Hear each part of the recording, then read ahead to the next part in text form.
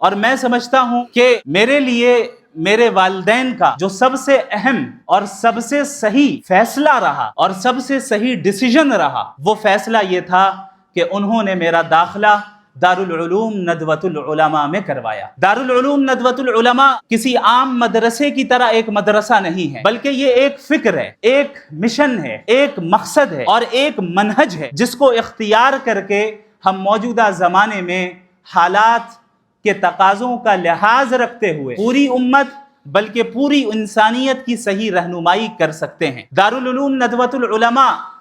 ہی دراصل سبب ہے ان تمام ٹوٹی پھوٹی صلاحیتوں کا جو اس وقت میرے پاس جو مجھے اللہ نے عطا کی ہیں۔ دارالعلوم ندوۃ العلماء نے در حقیقت مجھے بولنے کا سلیقہ دیا، ندوۃ العلماء نے در حقیقت لباس پہننے کا سلیقہ دیا، ندوۃ العلماء نے مجھے لوگوں سے گفتگو کرنے کا سلیقہ دیا، ندوۃ العلماء نے مسلمانوں کے ساتھ تعامل کرنے کا سلیقہ دیا، ندوۃ العلماء نے غیر مسلموں کے ساتھ اچھے اخلاق سے پیش آنے کا سلیقہ دیا، ندوۃ العلماء نے اسلام کی حقانیت کو جدید انداز میں پیش کرنے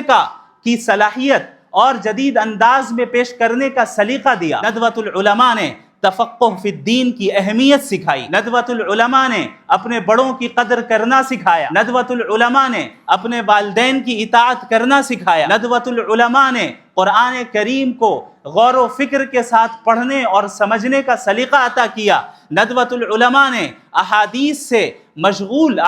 کے ساتھ مشغول رہنے کا سلیقہ سکھایا، ندوۃ العلماء نے یہ بتایا کہ تم صرف دیندار نہیں بلکہ باشعور دیندار ہو۔ ندوہ صرف دینداری کا نام نہیں ہے، ندوہ انسان کے اندر شعور کو پیدا کرتا ہے، ایک ایسا شعور پیدا کرتا ہے جس شعور کی اس امت کو ضرورت ہے اور اس امت کے ہر فرد کو اس شعور کو اختیار کرنا ضروری ہے۔ حضرت مولانا ابو الحسن علی الحسنی الندوی رحمت اللہ علیہ نے فرمایا کہ یہ کافی نہیں ہے کہ ہم اور آپ صرف دل سے مومن بنیں بلکہ دماغ کا مومن ہونا بھی ضروری ہے۔ صرف دل کا مومن ہونا کافی نہیں ہے کہ آپ جذبات میں آئیں اور جذباتی انداز میں بات کریں اور جذباتی انداز میں دین کی اشاعت کریں اور صرف جذباتیت کا ہی مظاہرہ کریں، بلکہ ضروری یہ بھی ہے کہ ہم اور آپ عقلی طور پر اور انٹلیکچول سطح پر باشعور ہوں۔ میں بغیر کسی فخر کے تحدیث بن نعمت کے طور پر اور اس کمال کی نسبت اللہ رب العالمین کی طرف کرتے ہوئے اور اس کے بعد اپنے اساتذہ کی محنتوں کی طرف کرتے ہوئے میں یہ عرض کرنا چاہتا ہوں کہ ابھی جو مناظرہ ہوا اس مناظرے کی ویڈیوز میں آپ نے کمنٹس پڑھے ہوں گے، آپ نے